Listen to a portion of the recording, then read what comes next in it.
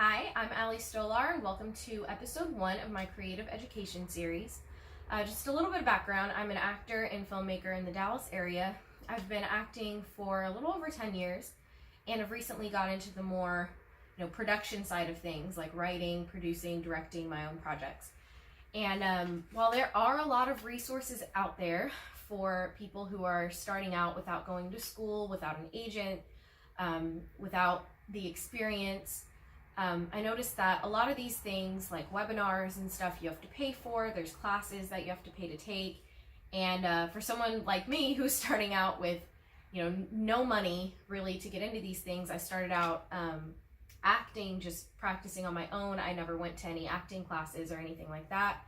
And same with getting into the other side of things, the production. So I wanted to create a free resource to find tips and little tricks, things that I found help me in the film industry. And I'm going to be talking about everything from acting to creating your own projects and making your own opportunities, because I think it's really important, especially in this day and age with the way independent film works. It's a lot different than it used to, and you can really create your own projects and find people to collaborate with, and it's easier to do that rather than trying to get some big production company to produce your work, that kind of thing.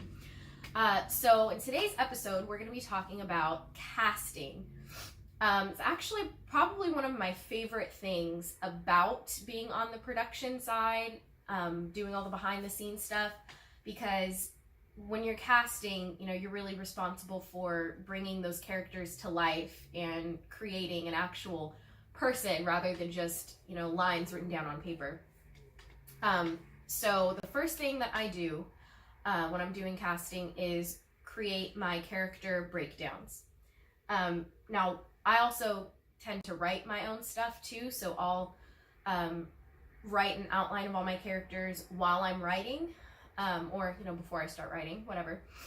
But this is something you can do if this is a project you haven't written or you're collaborating with other people or whatever. It doesn't really matter.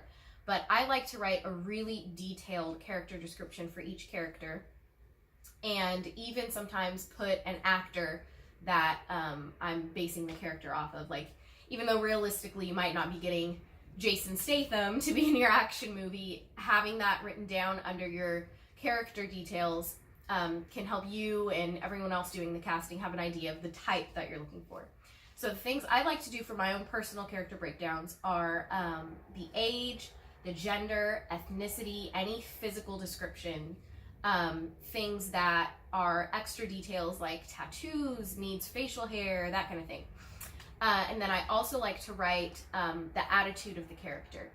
And that's not something you really need to include when you're doing the casting, but for me, before I do casting, I like to have an outline so I know exactly the type that I'm looking for. Because, you can say Caucasian male action star, and you think, okay, well, either you've got Jason Statham or Liam Neeson fit both of those descriptions, but they're very different types. So you want to go into as much detail you can so you know what you're looking for. So after you write the breakdown for yourself, you want to write your character breakdowns for the casting call that you're going to post in your casting call. Like I said, you don't need to get too detailed with this one, the one that the actors are going to look at. You want to list the important things like, your character name and age or age range, because if you're looking for someone in their 20s and you don't put that, you're going to have people of all different ages applying, and you really want to try to narrow things down for yourself as soon as possible, because you don't want to be getting hundreds and hundreds and hundreds of submissions for people that don't even fit the role because you didn't describe the role properly. So make sure that your character breakdowns have all those important details: your age, your ethnicity, if it matters.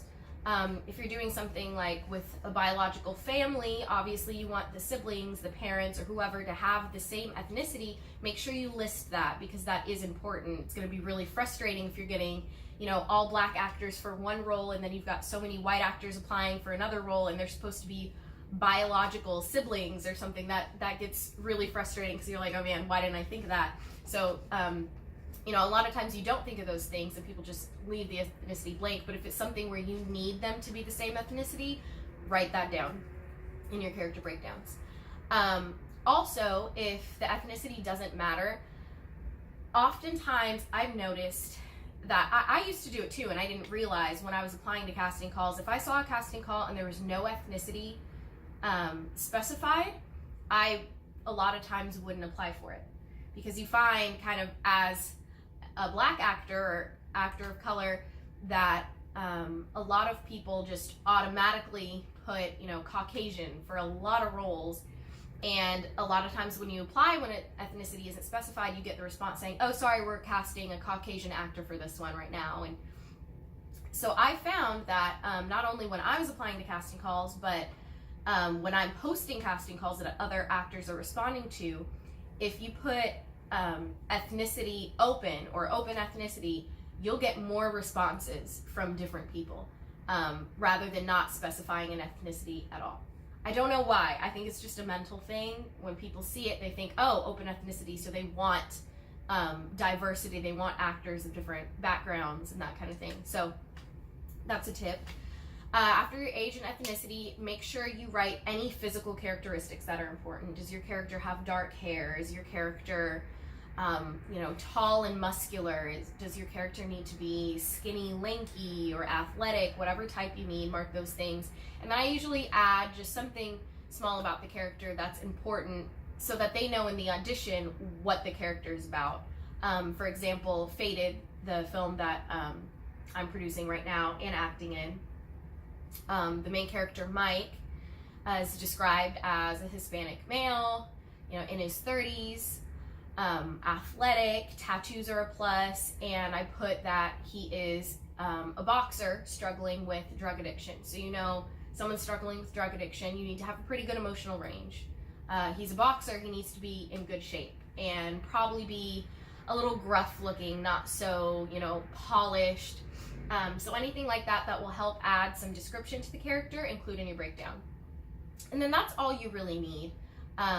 I do like to put if there are characters that are siblings or anything like that, so people know, but otherwise I think that's all you really need to include in your character breakdowns. Okay, so what else do you need in your casting call? I like to include a brief synopsis. If it's something where you don't want to reveal a whole lot about the project yet, then just add something about the genre. So I did a found footage film, for example, so I didn't want to reveal too many details about what it was about, but I put that it was, a horror film about a family in Texas that, I don't remember exactly how I worded it, but they get put up against something that they don't know how to survive. And so it's not revealing too many details, there's still some mystery, but the actor knows what they're applying for, what they're getting into. Or if you want something more detailed, like the description I did for Fated, an amateur boxer fighting prescription drug addiction has to decide, what direction his life is going. So it can be up to you how detailed you want your synopsis to be, but add something, because a lot of times if I see a casting call for something and there's no information for what it's about, I won't even submit myself to it. I don't know why. I just get kind of scared to do that because I'm like, I don't know what I'm getting myself into, but add a brief description. Anything important, like if you've got dates and locations picked out. If you don't at the time you're doing casting, that's okay. Just put to be decided or to be announced. Do try to narrow down a location. Like if you're going to be in the DFW area, but you don't know exactly what suburb you're going to be filming in, that's fine. You can just put Dallas or whatever, and people will know that area. Also put if you want only local actors, if this is a small budget thing, or if you're not paying your actors, if you're not able to provide lodging or travel for your actors, mark that on there. Let them know ahead of time, like local actors only, so that you don't get people from other states applying and you're like, oh man, this guy's perfect, and then you realize he's 4 states away and won't be able to make it to filming because you're only paying him $50, Okay, what else? You need to include in your casting call what you want them to submit. I see a lot of times people want basically your headshot, your resume, and sometimes your demo reel. So just put what you want to see from them. If you're doing a comedy, then maybe include, you know, hey, email in your headshot, your resume, and a 1 to 2 minute comedic monologue. Or if you're doing a drama, you know, 1 to 2 minute dramatic monologue, or maybe just the headshot, resume, and demo reel. And that's usually what I like to do first, is just see what the person looks like and see if they've got the acting skill that I'm looking for from their demo reel or from the experience listed on their resume, and just keep it simple. I usually don't include any sides or anything like that when I first submit the casting call. I just want to see the people and see if they fit the type first, my first round of auditions. So you've got your character breakdown, your synopsis, shooting date and locations, if you have any of that picked out, and what you want them to send in. Once you have all that lined up, the next step is to figure out where you are going to post your casting call. There was a website that I used to use all the time that I think is shut down now, that I'm really sad about. But there's tons of resources. There are so many places to post your casting calls. There's Backstage.com, the Texas Film Commission website, Dallas Film Commission. My favorite place, honestly, is just to look for local Facebook groups for actors and filmmakers and post all over Facebook. If you've got a blog or personal website, post on there. Also, IMDb Pro. Now, like I said at the beginning, I'm trying to keep this to where these tips I give you are things that you can do without having to, you know, pay a bunch of money and stuff like that. Now, IMDb Pro is one thing that you do have to pay for, but it's fairly inexpensive, and if you're an actor or filmmaker, you need to have one. You need to have an IMDb account, like, period. If you don't have one, get one. It is worth it. You are going to need it for everything. It helps you look, you know, professional and polished. It makes you very available to the public. Like if you go and Google my name, my IMDb pops up, and that's what you want as an actor or filmmaker. You want to look professional, and the resources you get on IMDb Pro is great because you can look at all the stuff that isn't listed on a regular IMDb, about the actors, about projects that are in development, all kinds of stuff. But my favorite thing with IMDb Pro is the casting call section. So you can post jobs, you can find jobs, and so that's one place that I like to post my casting calls. But otherwise, just Google, you know, casting calls for Dallas, casting calls for Chicago, casting calls for wherever you are, and there will be a ton of websites that pop up where you can post a casting call for free. So take advantage of those resources, and you know, I like to post on as many sites as I can find to get as many submissions as possible. Okay, so we've got that. You've posted your casting call. You start getting in all those headshots and resumes. So what I like to do is narrow it down first by who has the look. If you look at someone and you're like, this person is absolutely nowhere near the type that I need for this role, mark them off the list. Don't even worry about asking that person to, you know, send in a scene. Just put them to the side, narrow it down to the people that you're like, okay, I like their experience, I like their look, they fit the character.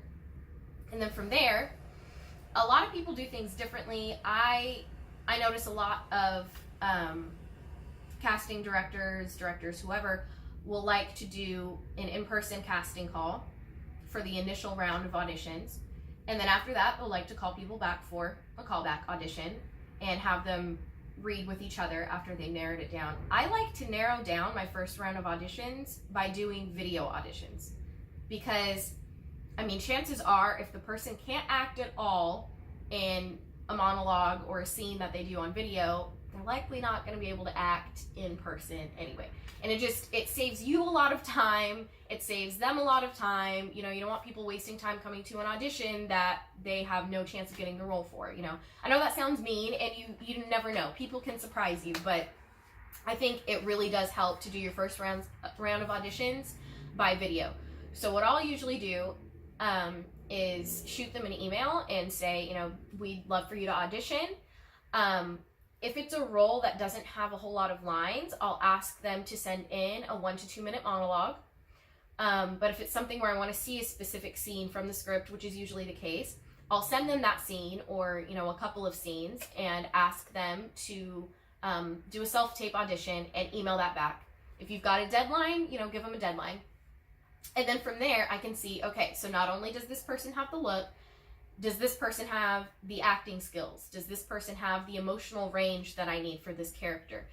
You know, even if the character or the actor seems like, you know, okay, maybe that would be good, but I can't really tell yet, you can bring them in for the next audition. You know, you want to really narrow it down.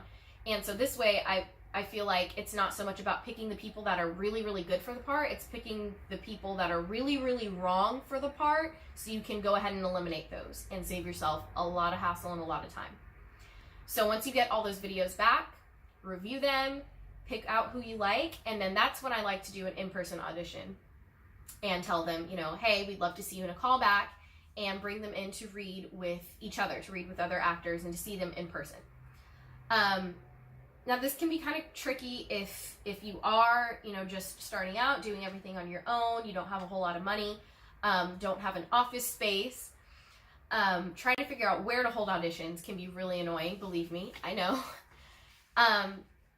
But there's actually a lot of options. A lot of offices, like office buildings, will rent out offices on a monthly basis, or, you know, per use or whatever.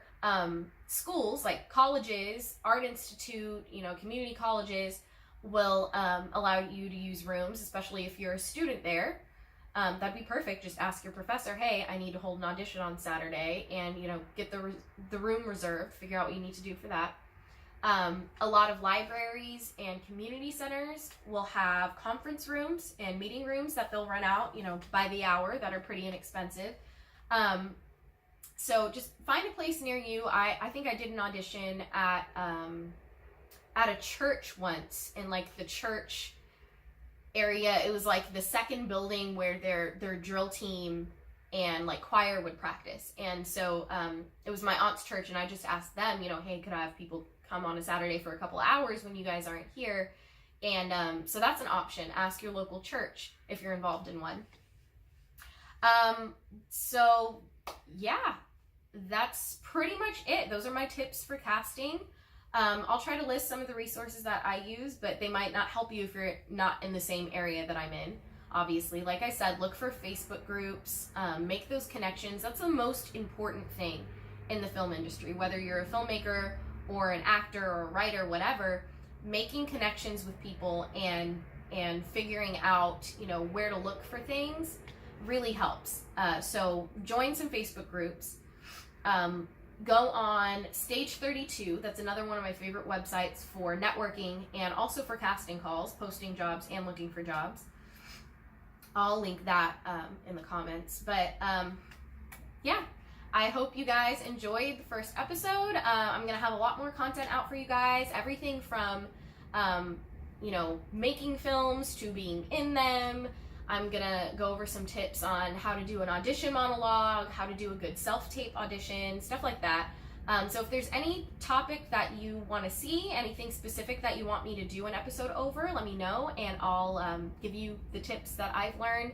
And this, you know, this isn't like a full course like you would take in a college or anything. It's not going to be anything super duper in-depth and anything that you have to pay for, or you know, anything that maybe the professionals are teaching. But you know, like I said, I didn't go to school for this. These are the things that I learned from my own experience, doing things on my own, trying to start up my business from scratch, basically, with no prior experience. And these are things that really work for me. And you know, you can see the projects that I have done and the stuff I've got going on now.